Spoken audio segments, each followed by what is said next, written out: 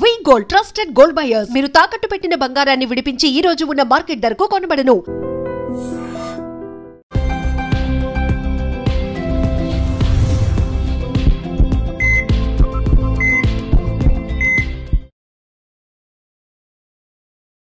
నమస్తే, welcome back to IT media healthy conversations. So ఈరోజు మన టాపిక్ వచ్చి పిఎంఎస్, ప్రీ మెన్స్ట్రల్ సిండ్రోమ్. ఇప్పుడు ఎవరికైనా కానీ పీరియడ్ వచ్చే ముందు మూడ్ స్వింగ్స్ అవుతూ ఉండడం, ఊరికే చిరాకు పడడం, కోపడడం, బ్రెస్ట్ పెయిన్ రావడం, అబ్డామినల్ పెయిన్స్ రావడం, లేదంటే ఒక్కొక్కరికి ఒక్కొక్క బాడీ పార్ట్లో పెయిన్ వస్తుంది అనమాట. కొంతమందికి బ్యాక్ పెయిన్ వస్తుంది, కొంతమందికి నడుము నొప్పి వస్తుంది, కాళ్ళు నొప్పి వస్తుంది. ఇవన్నీ జరుగుతూ ఉంటాయి. సో దీన్ని ఏమైనా అవాయిడ్ చేయొచ్చా? ఇది ఎవరిలో వస్తుంది? దీన్ని ఎలా చూడొచ్చు? ఎట్లా దీన్ని గెట్ రిడ్ ఆఫ్ దీని నుంచి ఎలా బయటికి రావచ్చు తెలుసుకుందాం. ప్రస్తుతం అంతా ఉన్నారు సీనియర్ గైనకాలజిస్ట్ శ్రవంతి గద్రాజ్ గారు. మాట్లాడేద్దాం. Hi ma'am. Hi Nancy. So అసలు పిఎంఎస్ అనేది ప్రతి అమ్మాయిలో ఉంటుందా, లేకపోతే ఏదన్నా డిస్టర్బెన్సెస్ జరుగుతాయా ఫుడ్ వల్ల కానీ వాళ్ళ లైఫ్ స్టైల్ వల్ల ఇలాంటివి వస్తూ ఉంటాయా? ప్రీ మెన్స్ట్రువల్ సిండ్రోమ్ అనేది ఒక నార్మల్ సిమ్టమ్. నార్మల్ అది, దట్ ఈస్ నాట్ అబ్నార్మల్. అందరిలో రావాలని లేదు, మోస్ట్లీ వస్తుంది. అంటే ఒక నార్మల్ చర్య అది. అంటే పీరియడ్ వచ్చేక ముందు కొన్ని signalling body, again hormonal changes is the main కారణం. ఈ హార్మోనల్ చేంజెస్ అవేమవుతాయి అని అంటే ఈ పీరియడ్ ముందంతా, అంటే నార్మల్గా ఇప్పుడు పీరియడ్ అనేది 28 days సైకిల్ అనుకుందాం. 28 days సైకిల్ అన్నప్పుడు పీరియడ్ వచ్చిన ఫస్ట్, సెకండ్, థర్డ్ డేస్ ఒక రకంగా ఉండి తర్వాత అంతా ఒక రకంగా ఉంటుంది. ఈ పీరియడ్ వచ్చేదాని ముందు దాన్ని, అంటే ఇప్పుడు ఫస్ట్ డే ఆఫ్ పీరియడ్ ముందు వచ్చేదాన్ని ప్రీ మెన్స్ట్రువల్ డేస్. ఆ టైంలో ఒక 1 or 2 days ముందు హార్మోనల్ చేంజెస్ రావాలి, అప్పుడు పీరియడ్ రావాలి. ఇది సైకిల్. దీన్ని అందుకని స్టెప్స్ వైజ్లో అవుతుంది. సో ఈ సిమ్టమ్స్ ఏంటి? ప్రీ మెన్స్ట్రువల్ సిండ్రోమ్ అంటే ఏంటి? ప్రీ మెన్స్ట్రువల్ సిమ్టమ్స్ ఏముంటాయి? ఇప్పుడు ఆల్రెడీ నువ్వు చెప్పావు, బ్రెస్ట్ పెయిన్, బ్రెస్ట్ అంతా హెవీనెస్, ఇవన్నీ కూడా హార్మోన్స్ వల్ల ఏమవుతుంది అంటే వాటర్ లాగ్ అవుతుంది. అంటే వాటర్ కంటెంట్ బాడీలో, బ్రెస్ట్లో కొంచెం లాగింగ్ అయ్యి బాడీ అంతా కూడా కొంచెం వాటర్ కంటెంట్ ఎక్కువ అవుతుంది. అందుకని ఒక బిట్ పెరుగుతారు కూడా పీరియడ్ ముందు. అందుకని పీరియడ్స్ రెగ్యులర్ గా రాని వాళ్ళకి బరువు పెరిగిపోతూ ఉంటారు. 2 months 3 months రాలేదనుకో, వాళ్ళు ఊరికే బరువు పెరిగిపోతారు. ఎందుకంటే బాడీలో నీరు చేరిపోతూ ఉంటుంది. This is hormonal problem. Hormone వల్ల అలా అవుతూ ఉంటుంది. సో దీంట్లో ఏమవుతుంది తర్వాత, ఈ breast pain, breast heaviness, pricking pain, అంటే బ్రెస్ట్లో ఏదో గుచ్చుతున్నట్లు, అలాగా వేరే పార్ట్స్లో, ఇప్పుడు కాళ్ళలో క్రాంప్స్ అనేవి స్టార్ట్ అవుతాయి. కొంతమందికి పొత్తి కడుపులో పెయిన్, పొత్తి కడుపులో క్రాంప్స్ స్టార్ట్ అవుతాయి. కొంతమందికి బ్యాక్ పెయిన్, నడుము నొప్పి వస్తూ ఉంటుంది. కొంతమందికి ఒళ్ళంతా కూడా ఏదో లాగేస్తున్నట్టు వీక్గా అయిపోతూ ఉంటారు, పడుకోవాలనిపిస్తూ ఉంటుంది. అంటే అది అంతా కూడా ఒకలాంటి సిక్నెస్ లాగా ఉంటుంది. But it is not a sickness, వ్యాధి కాదు ఇది, కొన్ని బాడీ చేంజెస్.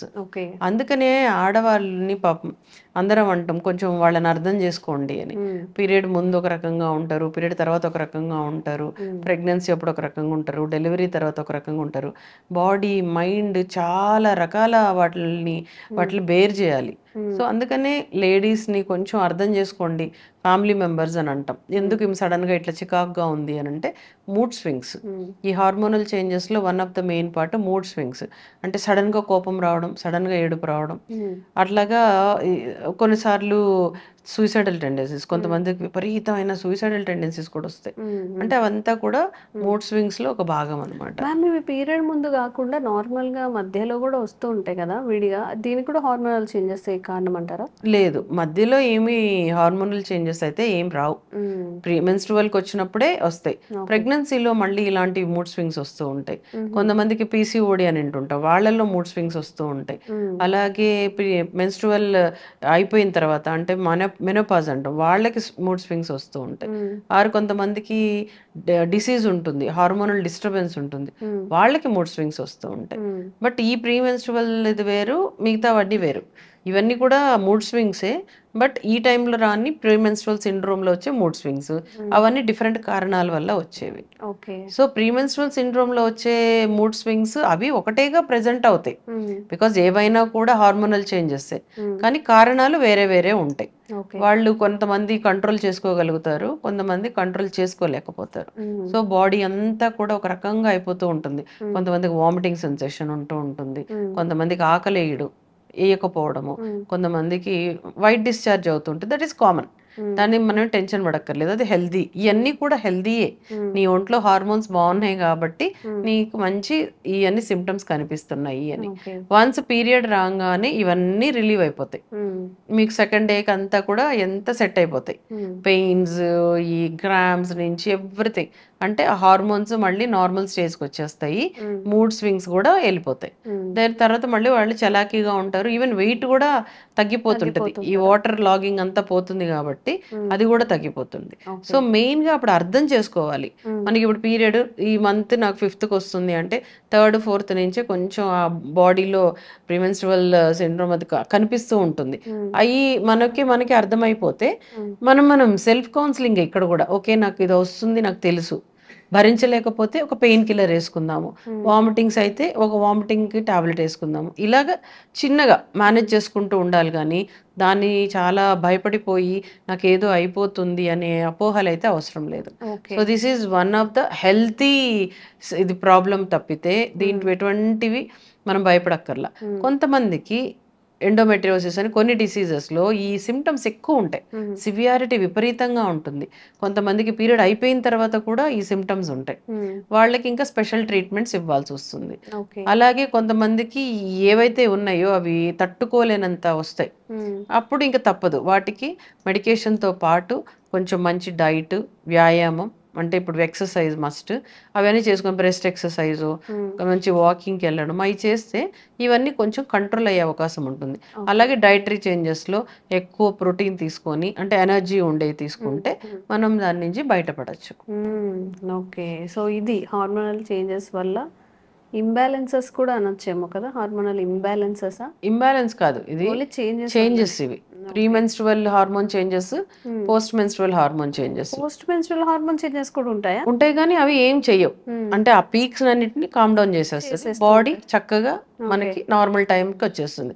అందుకని పీరియడ్ అయిపోయిన తర్వాత అందరు మళ్ళీ నార్మల్ వర్క్కి వెళ్ళిపోతారు, ఇంకెటువంటి కంప్లైంట్స్ ఉండవు. Okay, so this is the thing. And ma'am, ఇప్పుడు పీరియడ్లో ఉన్నప్పుడు చాక్లెట్స్ తినడం లేకపోతే స్వీట్స్ తినడం ఇది రిలీఫ్ ఇస్తుంది అంటారు, ఇది నిజమే? నిజమే. ఇప్పుడు నేను చెప్పింది అదే. కొన్ని పదార్థాలు ప్రోటీన్ కి సంబంధించినవి, అలాగే డార్క్ చాక్లెట్లో కొన్ని ఉంటాయి, అవి ఎండార్ఫిన్స్ అని కొన్ని రిలీజ్ అవుతాయి. అవి కొంచెం ఆ పెయిన్స్ నో, ఆ మూడ్ డిస్టర్బెన్సెస్ నో కరెక్ట్ చేస్తూ ఉంటాయి. సో అందుకని డార్క్ చాక్లెట్ ని ప్రిఫర్ చేయమంటూ ఉంటాము. మంచిగా మిల్క్ తాగండి, అంటే ఆ ఎనర్జీని తీసుకురావడము, ఆ హార్మోనల్ చేంజెస్ ని, అంటే మూడ్ డిస్టర్బెన్సెస్ నుంచి బయటికి రావడానికి నిజంగానే అవి ఉపయోగపడతాయి.